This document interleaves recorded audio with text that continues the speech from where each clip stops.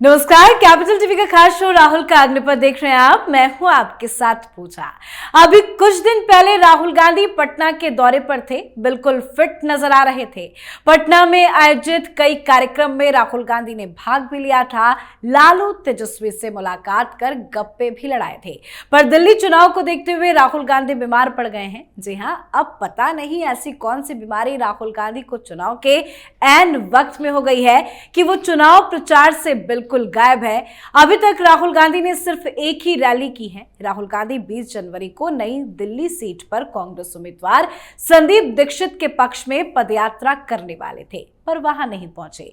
फिर बताया गया कि राहुल गांधी ने अपनी दिल्ली के नेताओं के साथ मीटिंग का जोश हाई रखने को कहा है, पर राहुल गांधी खुद सुस्त पड़ गए। कल राहुल गांधी को सदर बाजार विधानसभा क्षेत्र में चुनावी रैली को संबोधित करना था, जिसकी तैयारी पूरी थी। भीड़ भी राहुल गांधी को देखने आई थी, पर एंड मोमेंट में बताया गया कि राहुल अस्वस्थ है, वो नहीं आएंगे। साथ ही आज मुस्तफाबाद में प्रस्तावित चुनावी रैली में भी नहीं पहुंचे। राहुल गांधी के अस्वस्थ होने के कारण सारे कार्यक्रम को रद्द कर दिया गया। तो क्यों राहुल गांधी ने चुनावी प्रचार से बना ली है दूरी? बीमार है या वाकई में कुछ और है मजबूरी, या ये एक बार फिर से बड़ी लापरवाही है? आज इस पे चर्चा करेंगे।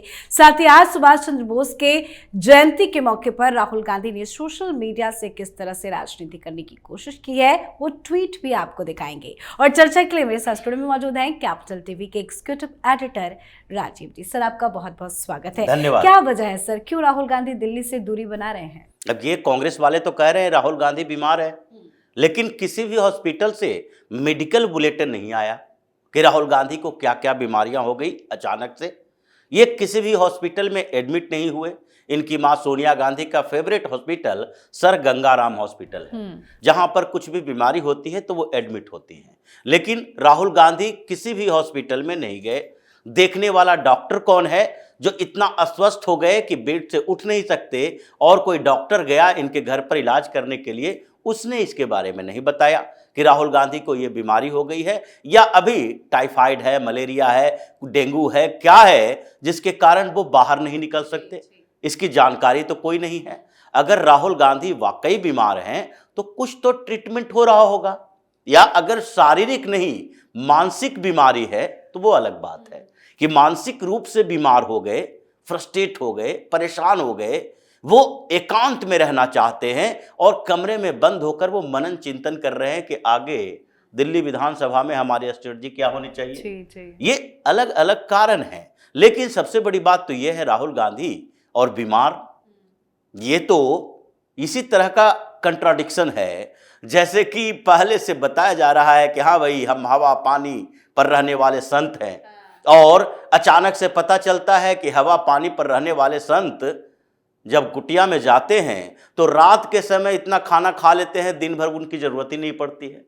जब राहुल गांधी बोल रहे हैं कि हम तो तपस्वी बन गए हैं, अब हम निरोग हो चुके हैं और हमें ठंड गर्मी सर्दी बरसात किसी चीज का असर नहीं होता, व्हाइट टी शर्ट पहनकर घूमते हैं सर्दी में भी, उनको कोई फर्क नहीं पड़ता कि सर्दी कितनी है।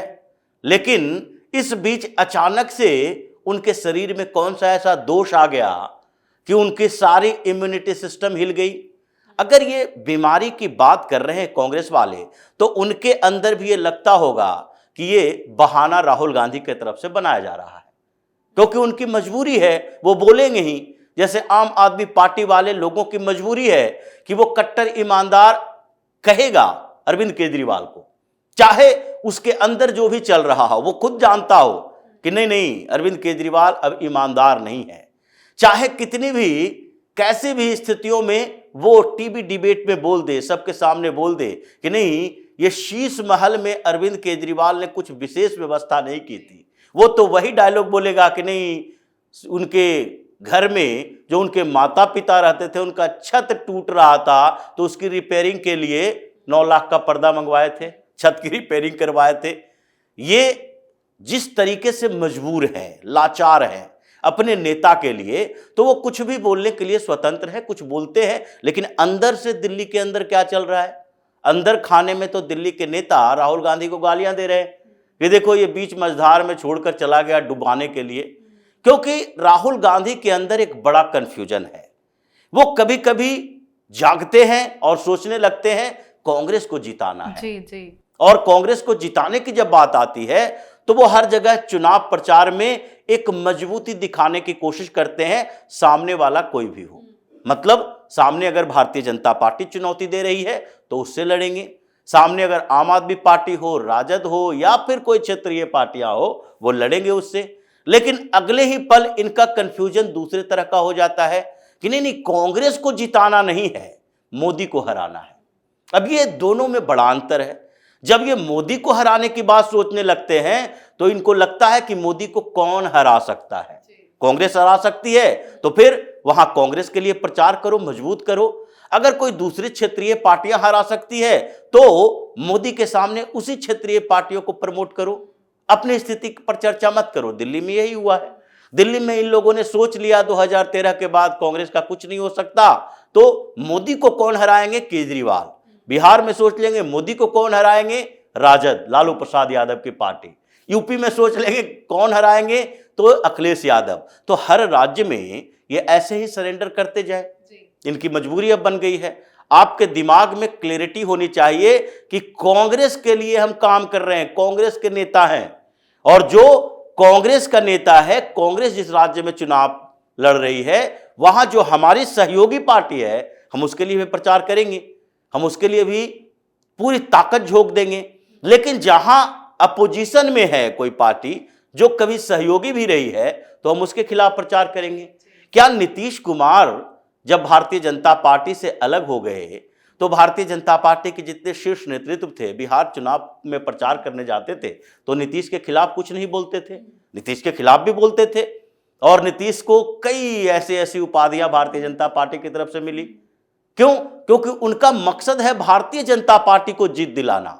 और राहुल गांधी का मकसद हो जाता है, इनके इर्द गिर्द बैठे हुए सलाहकार बताते हैं कि देखो, आपका काम मोदी को गिराना है, मोदी को हराना है।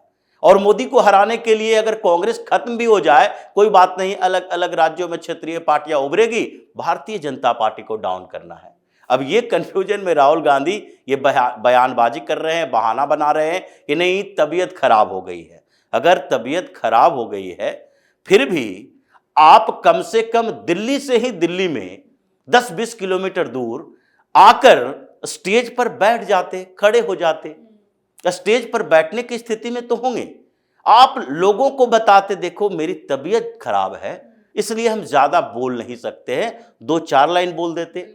कम से कम ऐसे समय में अरविंद केजरीवाल जैसा धूर्त नेता जो है वो तो विक्टिम कार्ड खेलता है। आज अगर अरविंद केजरीवाल का शुगर बढ़ जाए तो कोई बड़ी बात नहीं है, यह हो सकता है कि कुछ दिन के अंदर चला जाए हॉस्पिटल में, एडमिट हो जाए और वहीं से फोटो वीडियो सामने आना शुरू हो जाए कि देखो भाई अरविंद केजरीवाल ऐसी स्थिति में आ गए हैं जैसे ये उनका अंतिम चुनाव हो सकता है। ये कोई भी कार्ड खेलने के लिए तैयार होगा। राहुल गांधी को यह समझ नहीं आता कि मुस्तफाबाद में जाकर या सदर बाजार में जाकर ये बोलते कि देखो मेरी तबीयत बहुत खराब है तो थोड़े समय के लिए हम आएंगे। आपको कहीं जम्मू कश्मीर नहीं जाना है, कर्नाटक नहीं जाना है, केरल नहीं जाना है कि आपको फ्लाइट से जाना पड़ेगा, 4 घंटा आने जाने इधर उधर में पूरा दिन लग जाएगा। यहां तो 10-15 मिनट की दूरी पर है और ऐसे में भी आप आने के लिए कहते हैं कि तबीयत खराब है, तो ये तो शक पैदा करता है। बिल्कुल सर, शक तो बिल्कुल पैदा होगा ही, लेकिन जो बिहेवियर है राहुल गांधी का, इससे तो उनके जो लोकल कार्यकर्ता हैं, जो दिल्ली के नेता हैं, उनका तो मनोबल टूटेगा ना। मनोबल तो इतना टूट रहा है कि अभी 1-2 दिन में देखिए कि कितने कांग्रेस के नेता पार्टी छोड़कर भारतीय जनता पार्टी की तरफ आते हैं।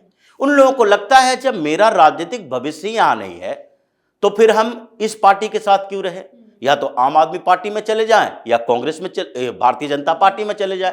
कांग्रेस में जब हमारा शीर्ष नेतृत्व भी इतना कंफ्यूज है दिल्ली को लेकर, तो हमारे रहने से कोई फायदा ही नहीं है। तो इसलिए अभी ये राहुल गांधी का जो 3 दिनों में, यानी नई दिल्ली में रोड शो कैंसिल, सदर बाजार में कैंसिल और मुस्तफाबाद में कैंसिल, अब ये 3 जगह पर जो कैंसिल शब्द आया है उससे कांग्रेस कैंसिल होने वाली है। कांग्रेस के नेता अब छोड़ने वाले हैं, या फिर जहां पर कांग्रेस के नेता को लगता है कि केजरीवाल को हराना जरूरी है, वो back support Bharatiya Janata party के नेता को करेंगे, क्योंकि केजरीवाल के साथ लड़ने की जरूरत नहीं है उनको। वो लगता है कि केजरीवाल हमको भाव नहीं देगा, तो भारतीय जनता पार्टी के सपोर्ट में आओ।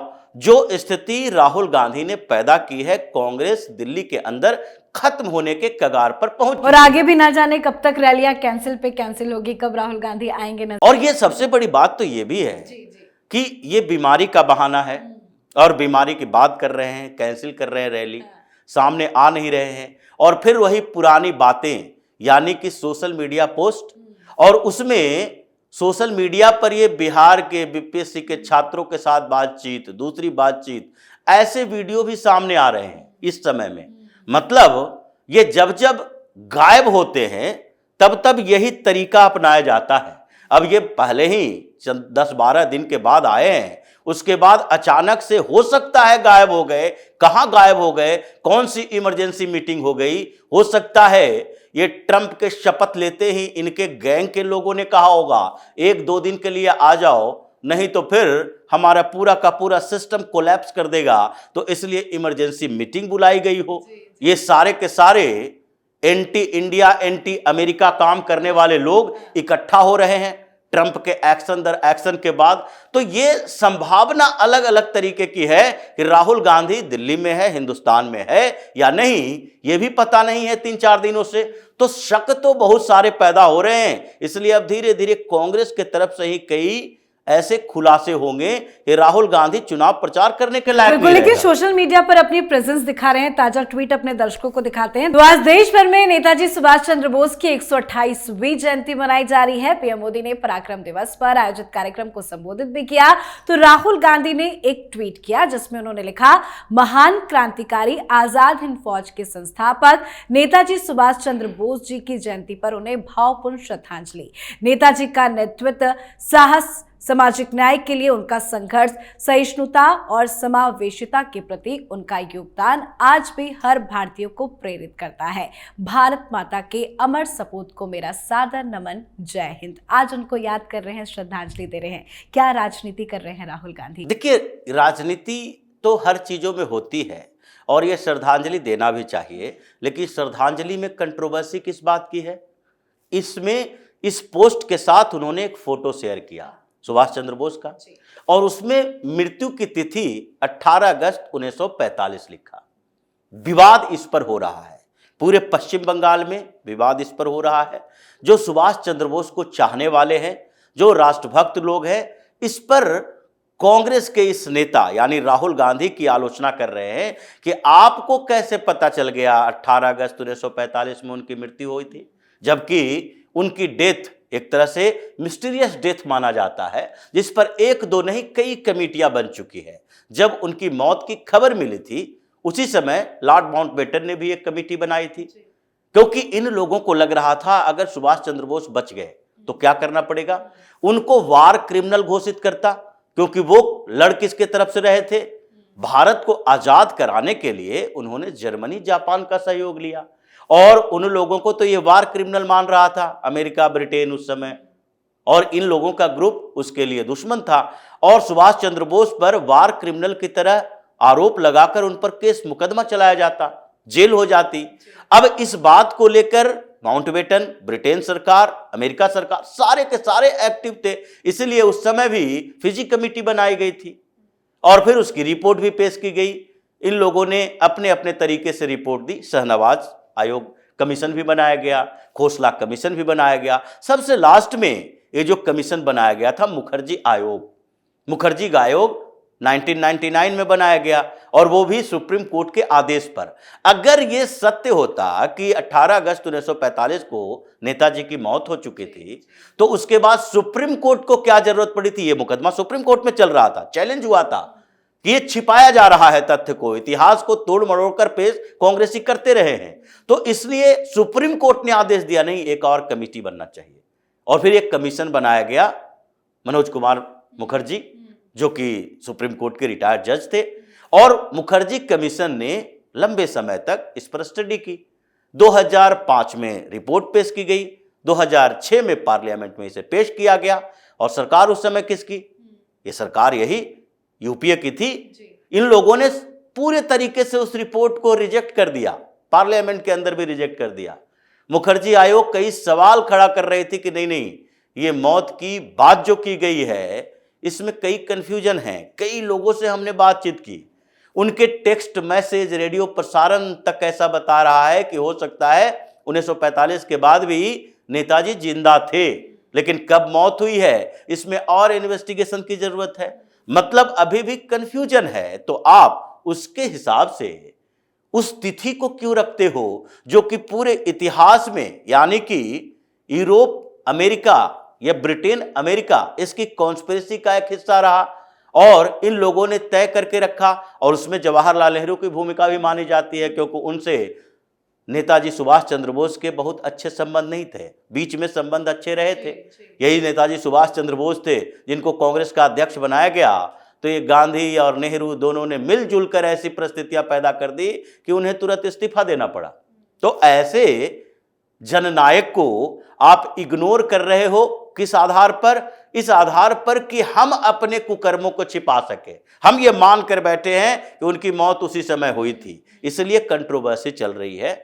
और हर जगह से राहुल गांधी ने जो फोटो शेयर किया है उसमें मौत की तारीख जो बताई गई है उसको लेकर राहुल की आलोचना हो रही है। अब इन्हें इस बात के लिए माफी मांगना चाहिए कि हमने जब उनको श्रद्धांजलि दी तो उनको फोटो के नीचे जन्म और मृत्यु लिखने की क्या जरूरत पड़ी। बिल्कुल सर, बहुत बहुत धन्यवाद सर समझाने के लिए। धन्यवाद। तो राहुल गांधी सोशल मीडिया पर ट्वीट कर बुरे फंस गए हैं। सोशल मीडिया से राजनीति तो कर रहे हैं पर दिल्ली की चुनावी राजनीति से राहुल गांधी गायब है। राहुल गांधी आज भी दिल्ली चुनाव प्रचार में शामिल नहीं हो सके। उनकी मुस्तफाबाद की प्रस्तावित रैली स्वास्थ्य खराब होने के कारण रद्द कर दी गई। कांग्रेस पार्टी ने इस बात की पुष्टि करते हुए बताया कि राहुल गांधी की तबियत ठीक न होने के कारण वो जनसभाओं में शामिल नहीं हो पा रहे हैं। अब देखना होगा राहुल गांधी दिल्ली के दंगल में कब नजर आते हैं। तो इस पर आप अपनी राय कमेंट कर लिखें। देखते रहिए कैपिटल टीवी। नमस्कार।